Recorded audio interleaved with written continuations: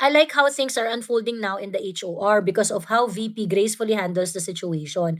Nagmumukhang mga basang sisiw and puppets yung mga taga-Congress. Bumabati ko sa kanya. Correct. You know, Bernadette Hernandez D is a seasoned politician, is a seasoned congresswoman. GMA, of course, no question. Rodante Marcoleta, of course, mga magagaling yung mga yan. Sa sagot ni Abante, you are rebuking Congress. Nagtanong lang naman kung bakit hindi. Actually, sobrang OA ni ni, anong pangalan nito? Ni Abante. Abante. You are rebuking the Congress. Parang, tangina mo. There's only one way to ask questions. There's only one way to view the situation. Correct.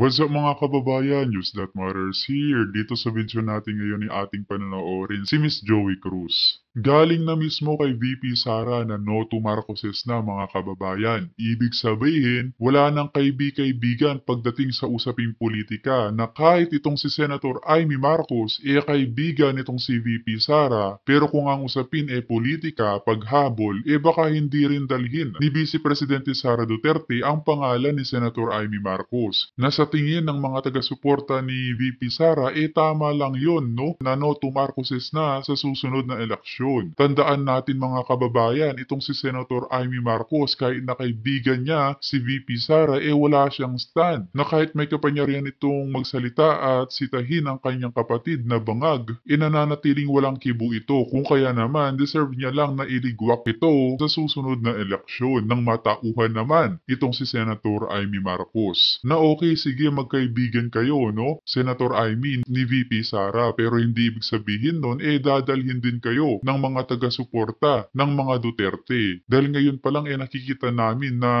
namamangka ka sa dalawang ilog. At ayaw ng mga taga-suporta ni Duterte ang ganong klaseng tao. Dagdag pa rito mga kababayan na hindi na malingit sa ating kaalaman na si Congressman Marcoleta miyembro ng INC. Na kahit nagbigay pahayag di umano no, ang INC sa mga miyembro na wag makialam sa usaping politika o wag makisama di umano sa People Initiative dahil ayaw nga nila makagambala pa o makadagdag problema pa sa usaping politika, tila'y pinadalhan naman ng INC itong si Marcoleta na binigyang go signal ba ito para depensahan ang Vice Presidente dahil alam nila na bangag ang administrasyon ngayon at si VP Sara lamang ang makakapagbalanse sa bangag na sistemang mayroon tayo ngayon.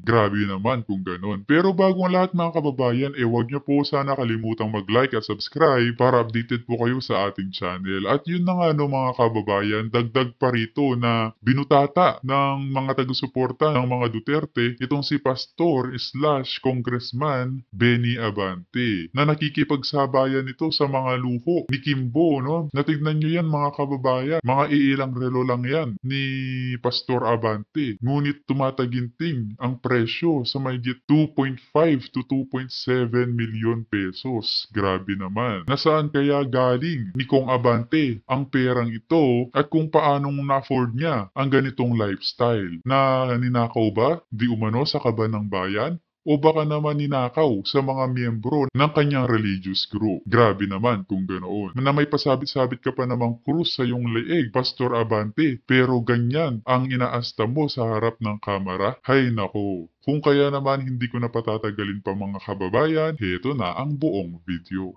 Diretsahan si Inday at sinabi niya intention na gusto siya i-impeach. Totoo. Nagpa-interview si Inday. Oo nga grabe si Inday no, wala nang gatol-gatol yung ano. Tinanong siya parang, will you ever team up with the Marcos? No more Marcos. 'Di ba? Di ibig sabihin doon, no more team up even with Senator Amy.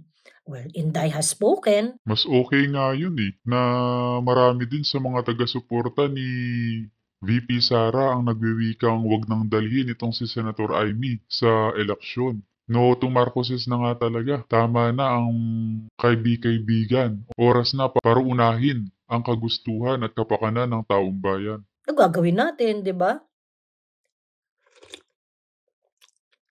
Ibig sabihin, even if with Senator Amy, no more. 'Di ba? Correct. 'Di ba? That's how I Kung kayong aking tatanungin, gusto nyo ba na dalhin pa ni VP Sara itong si Senator Amy o wag na? Tama na ang kaibigan sa politika. Paki-comment na lang ang inyong mga opinion sa ating comment section ng ating mapag-usapan. Interpreted it, 'di ba? Unless mag-explain pa si Inday further. Baka bumaliktad na rin ang iglesia sa admin sa ginagawa ng Congress kay Marcoleta, sabi ni Robin. Actually, sa totoo lang, nung una natatakot ako kasi sabi ko parang, putya yung iglesia, bakit parang to be fair, ang daming mga iglesyang nag-message sa akin doon sa PI. Yung People's Initiative, hindi talaga raw yun gusto ng iglesia. Ngayon, since nga parang nag-pledge ng support ang iglesia kay Bongbong, hindi sila gumawa ng official statement about it. Pero parang ano yun, ang tawag nila doon, pahayag. Wala daw silang parang pahayag. Pero doon sa kanilang mga simba, sinasabihan daw sila na, wag kayong magpa-participate dyan sa PIPI, wag kayong pipirma, ineme, ganun. So, kumbaga, yung mga members, alam nila yung stand ng simbahan, pero wala lang silang official stand about it. Yun yung nagsabi sa akin ng mga iglesia ni Cristo, ha? Ang dami nun. Hindi lang isa yon. So, I was thinking na, syempre siguro, ayaw lang rin gumawa ng kaaway ng iglesia ni Cristo, kaya hindi sila gumawa ng parang strong political stand about it. Ang importante naman doon yung outcome eh. 'Di ba? Correct. Sabi ni Siscor, "Hi pretty, di ako makatulog sa office tonight para i-liquidate ang public funds. Di katulad ng mga buhay sa kamera dyan." Toro, 'di ba? Ay, yung mga teacher, yung mga low employees, yung mga ano, Diyos ko po, kailangan nilang mag-liquidate ng pera ng gobyerno. Otherwise, nakasalalay yung kanilang trabaho dun. Matitegi sila sa government service kapag hindi sila nag-liquidate properly. Tapos yung mga buwayang yung mga buwayang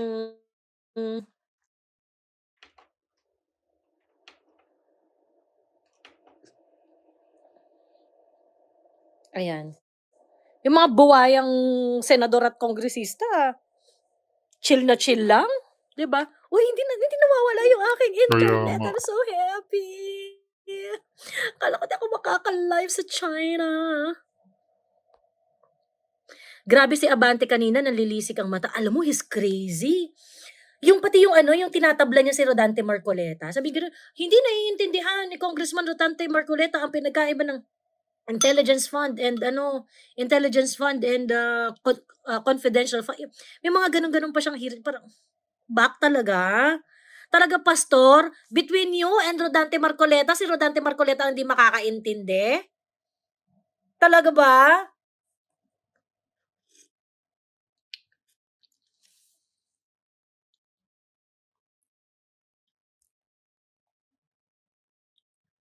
Lang yung Paduano, personal driver lang dati yan ng politik. Hoy, seryoso ka ba dyan? I am Eric, 007? Never again with the Marcoses, said by VP, so I me out. Yeah. Diba? I think klaro. So, ibig sabihin, even the tandem with Senator Amy is, VP Sara is a true leader. Very evident how she stands her ground and the proper way to defend it. Saludo din ako na she accounts for her staff. She takes bullet for them. Father's daughter talaga. Totoo! Diyos me. At ang galing-galing nung ginawa nila. Yung kinwestiyon agad ni Inday yung right off the bat. Mag-oath ako? Talaga, mag-oath ako? Sabi dun sa rules nyo, ganito eh. Resource person ako, di naman daw ako witness. Ganyan. And then, GMA brought the Supreme Court decision. Kasi totoo naman eh. Kala siguro nila maloloko nila ng ganun-ganun lang, no? Si VP Sara. She's there. It's going to be adversarial yung hearing kanina. Kung nag-oath si Inday doon, it's going to be full-on adversarial. Nila yun, uusigin talaga nila si Inday Sara doon as if siya yung merong na as if parang siyang akusado ng isang krimen. 'Di ba? Tama. And if that's the case, what GMA said applies. 'Di ba? Na hindi magkaparehas ang resource speaker at ang witness. Akala ko magsasapakan na sila kanina, pikon na pikon si Paduano kay kay Kong Marcoleta. Kasi parang si Kong Marcoleta yeah! Maboy! Ayun, kahit na-bad trip ako kay Marcoleta before, he's doing the right thing now. So, I support Marcoleta all the way. Wika nga ng taong bayan, Miss Joey, na sana tumakbo sa pagkasenado itong si Congressman Marcoleta na ipapanalo nila ang laban nito kung sakali man na magpayag siya na siya'y tatakbo. Dahil nakikita nila na tamang stand nito na ipaglaban si VP Sara. No? Kaya nga galit na galit ang mga pulpul na kongreso ngayon dahil alam nila na malaking tinik na nga itong si VP Sara, dumagdag pa ngayon sa kanilang paghihirap itong si Congressman Marcoleta dahil sa stand niya na mali na ang ginagawang pamumulitika sa OVP budget. Yun tayo sa tama.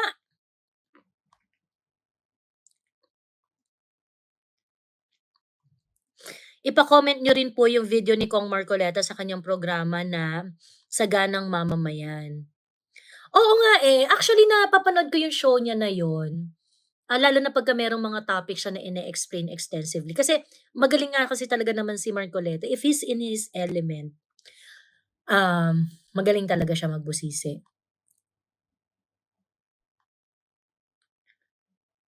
Sinadya ba ng HOR tungkol sa oath at witness and resource person at sadyang matalino lang si VP at nakita niya yun? Sadyang matalino lang si VP at nakita niya yun. Bert DC, hi Joey from Connecticut, USA here. I miss your live sessions. My day is not complete without your live. Oh, pero in the next few days hanggang 25, ganto tayo. Ayan, ganto tayo. Sa Facebook lang muna ako, hindi ako makakapagpaakyat.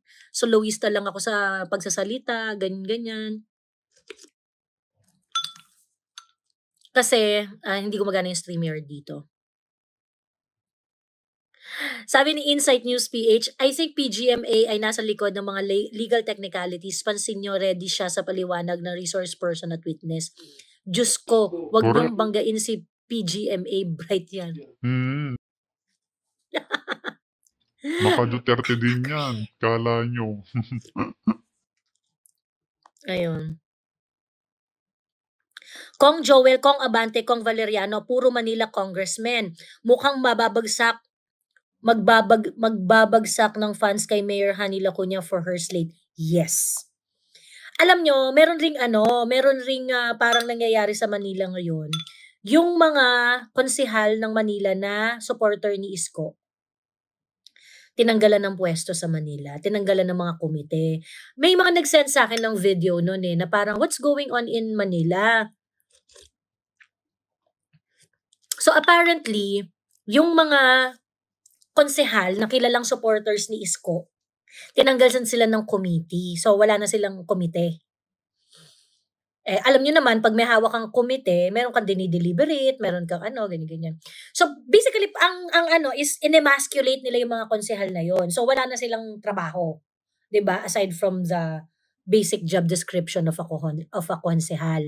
Kasi biniwasan yung kanilang powers. So ngayon, parang iniisip ko, bakit ganon? Ba't nangyayari yun sa Manila? And I think it's because Hanny Lacuna is gonna go for the second term and kailangan niyang talunin si Isko if that's the case. Ngayon, the konsehals in Manila, most of them are maka-Isko. Kasi kay Isko naman talaga yung Manila kung di tumakbo yan ng presidente, di ba? Ayun. How's the weather po dyan sa China? Lovely. Ang ganda ng weather dito sa Jinan. Ayun. Miss Joey, tara na sa EDSA or liwasan. Habang maaga, patalsikin na yung mga bangag. Kung hindi tayo lalabas, paano natin mapapatalsik mga yan? Lumabas na tayo, doon na lang tayo mag-vlog sa kalye, sabi ni President Bangag.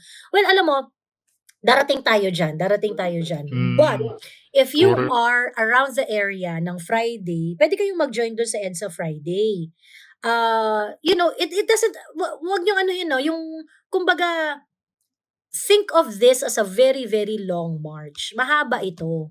Hindi porket lumabas ka isang beses sa kalsada, ibig sabihin nun, matatapos na ang gobyerno ni BBM.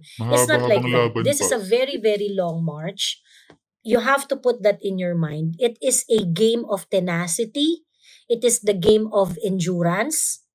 So, if you are near EDSA every Friday, join that movement. If you are near Liwasang Bonifacio, join that movement. By the way, tomorrow is 19. The next day would be on, paalala ko lang, no, Luksang Bayan 21. Mayroong Liwasang Bonifacio rally. Ay, actually, hindi ko alam. Hindi ko sure pa kung sa Liwasang Bonifacio ba or somewhere. Doon nga ba? Hindi ko alam exactly. Pero, pag magkakaroon ng rally sa 21, abang-abang na lang kayo, no? But I think it's going to be around Manila area. Pumunta kayo, mag-join kayo, mag-participate kayo ngayon. Kunwari hindi kayo makakapunta, and that is understandable. It's weekdays, tapos syempre lahat may pasok, may trabaho, and whatnot. Wear black. Wear black shirt.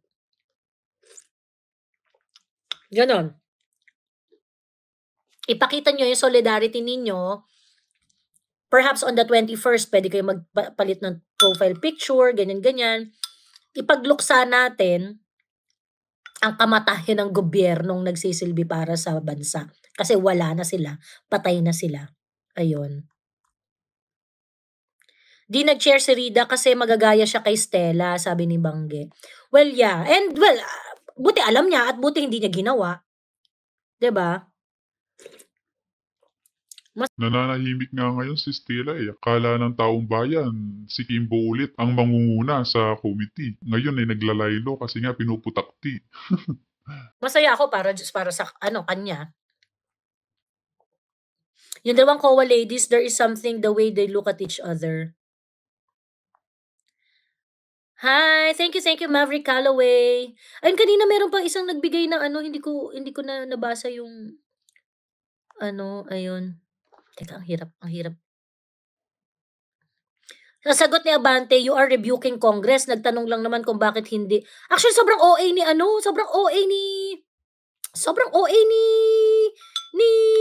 pangalan nito? Ni Abante. You are rebuking the Congress. Parang, tangina mo. There's only one way to ask questions. There's only one way to view the situation. Correct. Diba? I like how things are unfolding now in the HOR because of how VP gracefully handles the situation. Nagmumukhang mga basang sisiw and puppets yung mga taga-Congress. Bumabati ko sa kanya. Correct. You know, Bernadette Hernandez D is a seasoned politician, is a seasoned congresswoman. GMA, of course, no question. Rodante Marcoleta, of course, mga magagaling yung mga yan. They have the way of working. At dahil nagtatrabaho sila ng maayos, lumalabas yung mga totoong personalidad ng mga buwaya sa Congress. Ganun naman yan eh. Alam mo, minsan, para mapalabas mo ang masamang ugali ng isang tao, you don't have to do anything. Do not lift a finger. Just do what you have to do. At yung mga taong masama talaga ang ugali, at yung mga balasubas dyan sa Kongreso, 'di ba? Mga natural kasi nila yan eh, yung balasubas. Na tinago lang nila nung panahon ng Duterte. 'Di ba? Correct. So, you know, you don't have to do anything. Mag-aano talaga yan. Lalabas at lalabas talaga ang nila, ang magmamanifest. Lalabas at lalabas talaga ang kanilang Tama. kasamaan ng ugali. Mga baho. I swear. Hindi mo kailangan labanan yung mga taong tarantado ng head-on.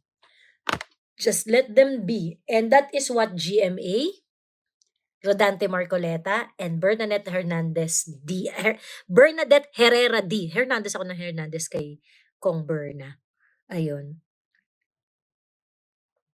May tapal na pera ang mga iyan. Kailangan galingan nila dahil may bonus sila niyan. Sabi ni OFW Hero. Alam mo, sa totoo lang, ang wish ko, kung kunwari magkaroon ng mabusisi ang 2024 and 2023 budget. At lahat ng nakinabang sa insertion dapat ipakulong. Correct. Ganun.